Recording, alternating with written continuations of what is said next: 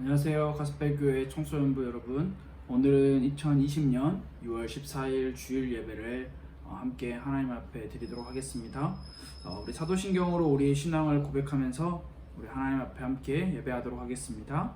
전능하사 천지를 만드신 하나님 아버지를 내가 믿사오며 그 외아들 우리 주 예수 그리스도를 믿사오니 이는 성령으로 잉태하사 동정녀 마리아에게 나시고 본디오 빌라도에게 고난을 받으사 십자가에 못 박혀 죽으시고 장사한 지 사흘 만에 죽은 자 가운데서 다시 살아나시며 하늘에 오르사 전능하신 하나님 우편에 앉아 계시다가 저희로서 산자와 죽은 자를 심판하러 오시리라. 성령을 믿사오며 거룩한 공회와 성도가 서로 교통하는 것과 죄를 사하여 주시는 것과 몸이 다시 사는 것과 영원히 사는 것을 믿사옵나이다. 아멘. 우리 여러분 각자의 자리에서 함께 하나님을 찬양하도록 하겠습니다. 함께 찬양하겠습니다. 주님과 함께하는 이 고요한 시간, 주님과 함께하는 이 고요한 시간, 주님의 보좌 앞에 내 마음을 쏟네.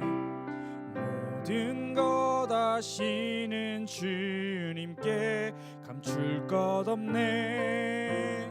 내 맘과 정성 다해 주 바라나이다. 주님과 함께하는 이 고요한 시간, 주님의 보좌 앞에 내 마음을 쏟네. 모든 것 아시는 주님께 감출 것 없네. 내 맘과 정성 다해 주 바라나이다. 온 마음 다해 사랑합니다. 온 마음 다해 주 알기 원하네. 내 모든 삶 당신 것이니 주만 섬기리. 온 마음 나 염려하지 않아도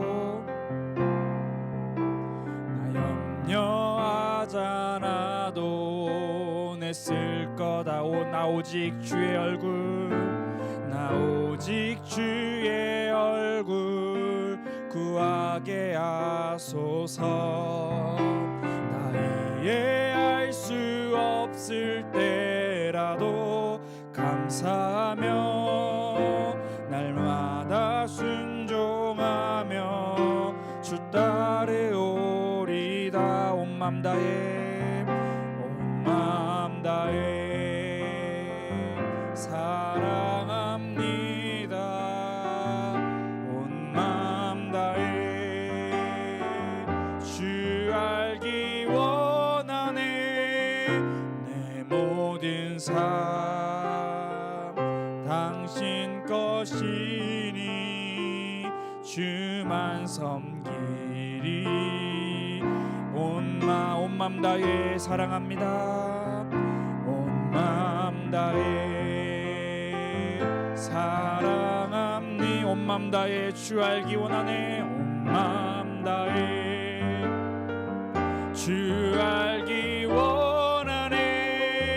내 모든 삶 당신 것이니 주만 섬기리. 온 마음 다해. 오늘 우리 예배를 위해서 조하원 선생님께서 대표로 기도해 주시겠습니다. 우리 함께 기도하도록 하겠습니다. 하나님 아버지, 오늘 각자의 현장에서 예배드리게 하심을 감사합니다. 코로나로 인해 한자리에 모이지는 못하지만 코로나가 빨리 하루 끝나여 한자리에 모여 예배하기를 원합니다. 세 가지 직무로 오신 그리스도를 기억하며 하나님과 소통하기를 원합니다. 메시지를 전하시는 전도사님께 성령 충만을 주시고 말씀을 듣는 저희에게 귀가 열리고 말씀에 집중할 수 있는 힘을 주세요. 하루를 보내는데 말씀을 묵상하게 해주시고 하나님과 소통할 수 있게 해주세요. 예수 그리스도 이름으로 기도합니다. 하나님께서 오늘 우리에게 주시는 말씀 함께 살펴보겠습니다. 요한복음 20장 31절 말씀입니다. 요한복음 20장 31절 말씀 우리 함께 읽도록 하겠습니다. 오직 이것을 기록함은 너희로 예수께서 하나님의 아들 그리스도이심을 믿게 하려 함이요 또 너희로 믿고 그 이름을 힘입어 생명을 얻게 하려 함이니라. 아멘. 오늘은 그리스도의 직무, 첫 번째 선지자 직무에 대해서 함께 말씀을 나눌 거예요. 우리가 지난주에 그리스도의 새 직무와 두 가지 상태가 있다라는 말씀을 함께 나눴었죠. 그리스도의 새 직무, 선지자, 제사장, 왕이라는 직무가 있었으며 그리스도의 두 가지 상태, 비하, 낮아지심과 승귀, 높아지심의 상태가 있다라고 우리는 함께 말씀을 나눴어요. 앞으로 이것을 하나씩 살펴볼 건데 오늘은 특별히 선지자의 직무부터 순서대로 한번 같이 살펴보려고 해요. 제가 질문과 답을 먼저 읽어볼게요. 여러분들은 화면을 한번 잘 봐보세요. 먼저 질문입니다. 그리스도께서 선지자의 직무를 어떻게 감당하시는가? 답이에요. 그리스도는 선지자의 직무를 말씀과 성령을 통하여 우리의 구원에 필요한 하나님의 뜻을 우리에게 계시하심으로써 행사하신다. 그리스도께서는 말씀과 성령을 통해서 우리에게 구원에 필요한 하나님의 뜻을 알려주는 일을 한다고 이야기를 하고 있어요. 이러한 부분에 대해서 우리가 조금 더 구체적으로 한번 말씀을 나눠보려고 해요. 선지자는 요즘 말로 하면 목사님이라고 할 수도 있고 전도사님이라고 할 수도 있고 조금 더 이제 좀 사회적인 언어로 표현을 하자면 대변인이라고 표현을 할 수가 있어요. 대변인은 누구의 말을 대신 변호하고 대신 전달하는 사람을 뜻하죠. 선지자는 바로 하나님의 말씀을 전달하고 하나님의 뜻을 대신 사람들에게 전달하는 사람이었어요. 바로 인간 선지자의 역할이 바로 그런 거였어요. 선지자는 그 시대마다 시대의 악함을 바라보면서 너희가 지금 이렇게 악하게 살고 있다라는 것을 고발하고 그리고 또 부정한 왕 그리고 부정한 공직자들 나라에서 일을 하는 사람들에게 너희가 그렇게 살아서는 안 된다라고 경고하는 역할을 했어요. 그런데 오늘 우리가 함께 답에서도 함께 살펴봤듯이 그냥 자신의 생각과 자신의 뜻으로 경고하고 고발한 것이 아니라 하나님의 말씀에 따라 선포하고 경고하는 일을 했어요. 하나님의 말씀, 성경, 그리고 하나님께서 인간 선지자들에게 주신 그 말씀을 통해서 돌이켜라, 회개해라, 돌아와라, 너희가 지금 이렇게 살아서는 안 된다라는 것을 인간들에게 그리고 타락한 백성들에게 알려주는 역할을 했다라고 우리는 생각을 할 수가 있어요. 선지자는 그 시대의 악함을 보고 악한 시대에서 돌이켜야 된다라는 것을 엄청나게 많이 이야기를 하는 사람이었어요. 그리고 하나님께로 돌아가기 위해서 하나님이 어떤 분이신지 설명을 하는 역할도 했어요. 하나님은 창조주이시다. 하나님은 구속주이시다. 하나님은 전능하신 분이다. 너희가 이 썩어질 우상들을 섬기는 게 아니라 오직 참 신이신 하나님만을 섬겨야 된다라고 이야기를 한 존재가 바로 선지자였어요. 그런데 이 선지자가 그냥 단순하게 고발하고 경고하는 그런 사람들을 그렇게 고발하고 경고하는 역할만 한 것이 아니라 회개하고 돌이키는 자들에게 위로를 하기도 했어요. 어떤 위로를 했을까요?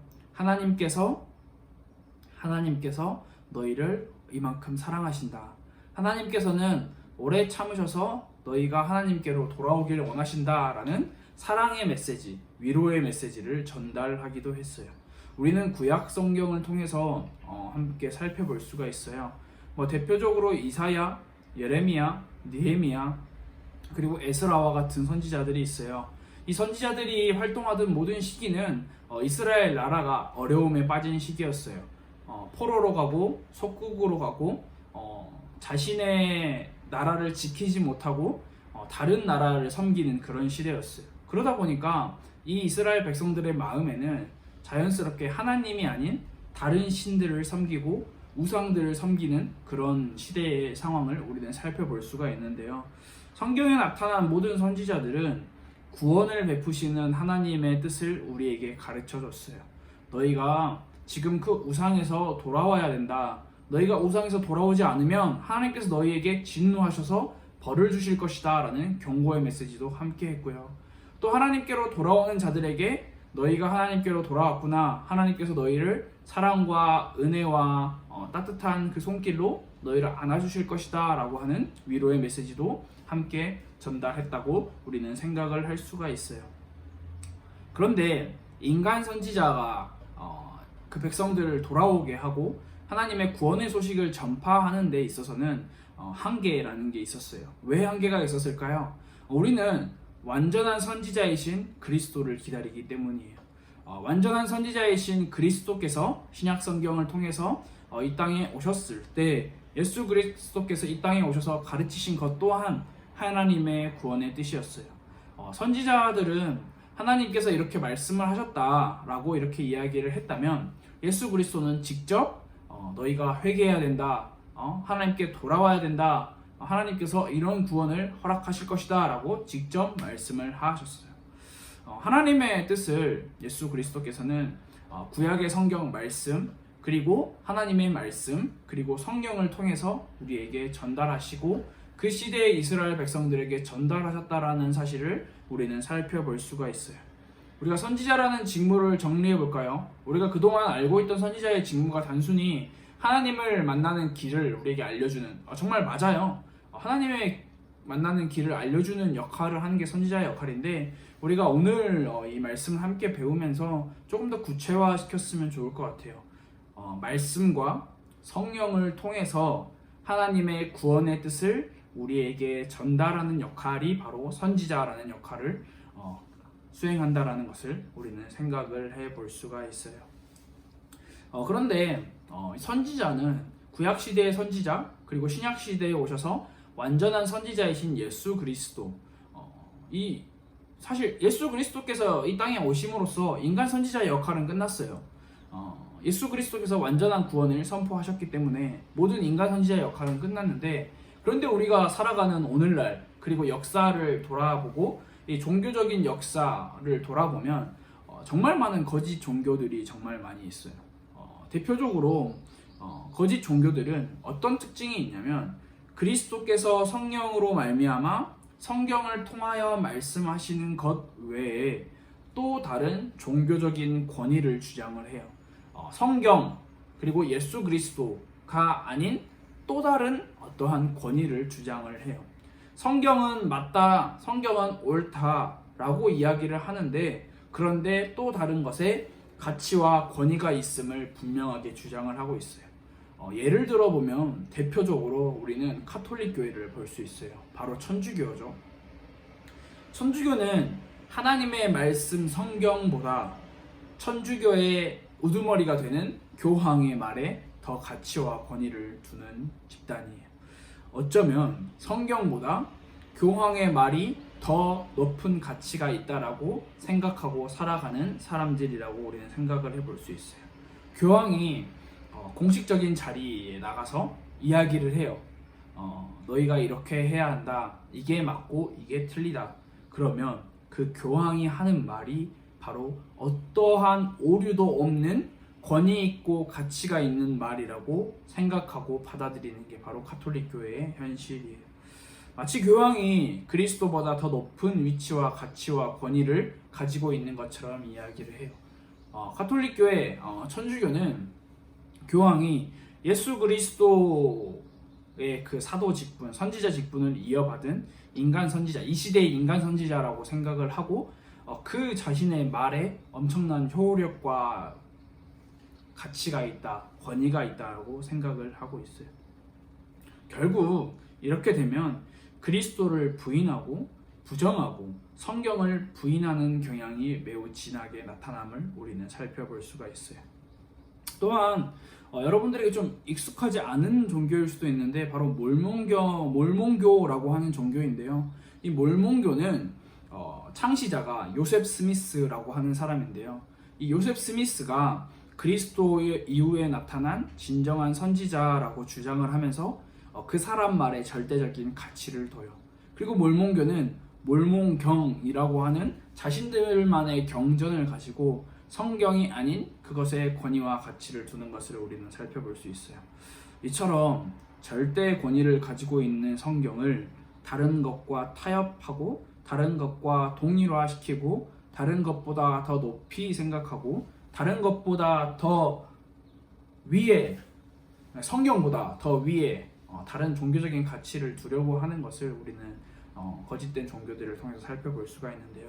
그리스도 외에, 성경 외에 인간을 통한 새로운 계시, 인간이 무언가 새로운 권위와 가치를 가지고 있다는 것을 주장하는 것을 바라볼 수가 있어요. 우리는 거짓 종교의 특징을 잘 알고 분별할 수 있는 눈을 가져야 해요. 이 오직 성경이 왜 이렇게 중요할까요? 오늘날 우리가 살아가고 있는 21세기에 오직 성경을 주장하고 오직 성경을 외치지 않은 것을 우리는 많이 볼 수 있는데, 오직 성경이라고 하는 이 단어가, 이 내용이 어디서부터 흘러나왔냐면 바로 종교개혁 역사를 우리는 통해서 흘러나왔다는 것을 볼 수가 있는데요. 이 종교개혁이 일어난 그 당시 유럽, 중세 유럽의 상황은 아주 비참하고 어려운 상황이었어요. 왜냐하면 로마 카톨릭이 그 당시에 엄청나게 막강한 힘을 가지고 있었어요. 사실 따지고 보면 로마 교황이 한 나라의 왕보다 더 높은 힘을 가지고 있고 더 높은 자리를 취하고 있는 게 바로 중세 유럽의 시대였는데요. 이 당시 로마 카톨릭은 성경의 권위보다 교황의 권위를 더 높이 주장하였어요. 교황의 말이 곧 법이고 교황이 보낸 사람들, 다시 말해서 사제들이라고 할 수 있는 사람들을 통해서 구원을 받을 수 있다라는 주장을 했어요. 그래서 여기서 대표적으로 나오는 잘못되고 틀린 교리가 바로 연옥에 대한 교리가 나왔고요. 그리고 또 헌금을 하면 너희가 헌금을 하면 그것을 통해서 너희가 구원을 받을 수 있고 죄를 사함 받을 수 있다 하는 면죄부의 교리가 그때 나왔어요. 이 상황에, 이 시대에 많은 사람들은 성경을 읽지 못했어요. 왜냐하면 성경은 높은 지위에 있는 사제들, 높은 지위에 있는 학자들만 읽을 수 있는 것으로 되어 있었기 때문이에요. 그리고 언어도 그 당시에 읽기 어려운 언어로 되어 있었어요. 이에 맞선 종교개혁자들이 있었다라는 사실이 우리에겐 정말 참 감사한 일이에요. 하나님의 주권, 하나님의 일하심을 통해서 그 당시에 종교개혁자들이 일어났어요. 바로 대표적으로 루터, 그리고 츠빙글리, 그리고 칼빈이라고 하는 인물을 우리는 살펴볼 수 있는데요. 이 세 사람의 공통점이 무엇이냐? 바로 오직 성경을 강력하게 주장했어요. 성경은 기록된 하나님의 말씀이라고 주장을 했어요. 성경이 하나님의 분명한 말씀이라는 사실을 우리는 바라봐야 되고 알아야 되는 부분이 아주 중요한 부분인데요. 성경은 어떠한 다른 집단과 다른 권위에 의해서 해석을 하는 것이 아니라 성경 스스로 해석을 하는 것이 성경이 가진 특별하고 완전한 권위를 우리는 바라볼 수 있어요. 하나님께서는 이 성경을 모든 인간들에게, 모든 하나님의 백성들에게 이해할 수 있도록 주셨어요. 그런데 우리가 이 성경을 이해하고 받아들이고 해석하는데 어려움이 있죠. 그렇기 때문에 하나님께서는 성령을 통하여 너희가 이 하나님의 말씀을 깨닫고 받아들이고 이해하기를 원하시는 거예요. 하나님에 대한 진정한 지식과 기초와 그리스도 안에 나타난 구원의 길은 오직 성경을 통해서만 찾을 수 있다라는 사실이에요.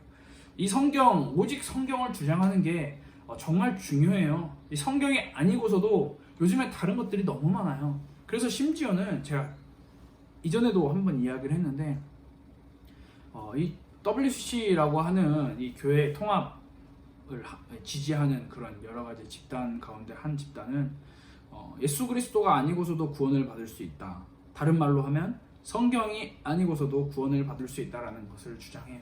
왜냐하면 우리가 살아가는 이 시대는 너무 발전됐고 성경이 아니고도 인간의 의지와 인간의 노력으로도 충분히 구원을 받을 수 있다. 다른 종교의 힘으로도 성실히 종교 생활만 잘하면 구원을 받을 수 있다라는 오류와 착각에 빠져 있는 것을 우리는 살펴볼 수가 있어요.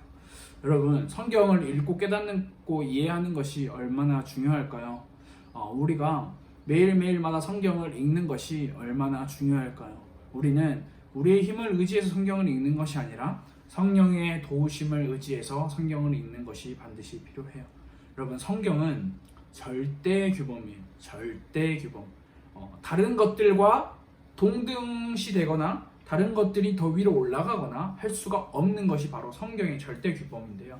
우리가 함께 배우고 있는 많은 고백서들, 그리고 신조들, 그리고 교육서들, 뭐 이런 것을 합해서 신조학이라고 이야기를 하는데, 여러 가지의 지금까지 이 종교의 역사, 기독교의 역사를 살펴보면서 이단들에게 대항하기 위해서 나왔던 그런 여러 가지 신조들은 모두 성경에 충실하기 때문에 가치가 있는 것이에요. 만약에 그 신조들이 성경에 가치가 없다면 그것들은 마찬가지로 가치가 없는 거예요. 우리가 성경을 빼놓고 다른 것을 중요시하게 생각하면 안 되는 것이 아주 중요하다는 사실을 여러분들이 꼭 알아야 해요. 우리는 성경에 절대적인 가치를 두어야 하는데요. 이 성경의 절대적인 가치, 그냥 성경이 엄청 고귀하기 때문에 우리가 성경을 함부로 볼 수가 없어 라는 것이 아니라 그 성경 말씀, 하나님의 말씀에 절대적인 가치가 있음을 우리는 인정을 하고 받아들여야 해요. 그래서 여러분, 제가 여러분들에게 한 가지 부탁드리고 싶은 내용이 있어요. 여러분들이 지금 계속 집에서 공부하고 이제 학교 가서 또 공부하고 하는데, 여러분들이 하루에 못해도 한 3분에서 5분 정도만 투자하면 성경을 읽을 수가 있어요. 제가 여러분들에게 성경을 막 이렇게 많이 읽어라라고 주장하는 것과 막 이렇게 강요하는 것이 아니라 여러분들의 삶에서 성경을 한 절 한 절, 그리고 여러분들의 성경을 한 장 한 장 읽어 나가는 것이 여러분들에게 엄청 중요하고 여러분들 지금 이 시기에 아주 중요한 거예요. 성경을 읽는 것 정말 어렵다면 여러분들이 한번 조금씩 아주 작은 것부터 한번 도전해보고 시도해보면 좋을 것 같아요. 성경 안에 하나님의 구원의 뜻이 다 담겨 있어요. 그래서 우리는 성경을 이해하고 깨닫도록 우리는 항상 성령님의 도우심을 구해야 해요. 그래서 우리가 기도하면서 성경을 읽고 그 성경을 통해서 하나님께서 우리에게 주시는 구원의 뜻이 무엇인지 깨닫는 그런 시간이 꼭 있었으면 좋을 것 같아요. 성경을 읽는 가스펠 청소년부가 되었으면 참 좋을 것 같아요. 우리 화면에 나와 있는 질문이 있어요. 선지자의 직무는 무엇인가요? 그리고 거짓 종교의 특징은 무엇인가요? 그리고 여러분들이 성경을 읽도록 한번 결단하고 기도해보는 시간을 꼭 가져보세요. 여러분들이 각자의 현장에서, 각자의 자리에서 이번 주 한 주간도 승리하기를 기도할게요. 우리 함께 기도하도록 하겠습니다. 하나님 아버지, 감사합니다. 우리에게 구원의 뜻을 알려주시고 우리에게 하나님의 뜻을 보여주시기 위하여 이 땅에 보내주신 그리스도를 우리가 믿습니다. 우리가 오직 하나님의 말씀, 성경을 가까이 하고 그 성경에만 하나님의 구원의 뜻이 담겨 있음을 고백합니다. 하나님, 우리가 우리의 삶 가운데서 다른 것들에 더 가치를 두고 권위를 두고 사는 삶이 아니라 하나님의 말씀, 성경의 가치와 권위를 두고 우리가 늘 하나님의 말씀을 가까이 하는 우리의 삶이 될 수 있도록 주님 인도해 주세요. 성령 하나님의 도우심을 구합니다. 성령 하나님, 우리의 마음을 움직이시고 우리의 마음을 이끄시사 우리가 하나님의 말씀을 깨닫고 이해할 수 있도록 하나님께서 은혜 주시고 축복하여 주세요. 예수님의 이름으로 기도드렸습니다. 아멘. 우리 함께 주기도문으로 예배를 마치도록 하겠습니다. 하늘에 계신 우리 아버지여, 이름이 거룩히 여김을 받으시오며 나라가 임하시오며 뜻이 하늘에서 이루어진 것 같이 땅에서도 이루어지이다. 오늘 우리에게 일용할 양식을 주시옵고 우리가 우리에게 죄 지은 자를 사하여 준 것 같이 우리 죄를 사하여 주시옵고 우리를 시험에 들게 하지 마시옵고 다만 악에서 구하시옵소서. 나라와 권세와 영광이 아버지께 영원히 있사옵나이다. 아멘. 예배를 마쳤습니다. 여러분, 이번 주 한 주간 동안 성경 읽기에 한번 꼭 도전해보는 시간을 가졌으면 좋을 것 같아요. 우리 다음 시간에 만나도록 하겠습니다.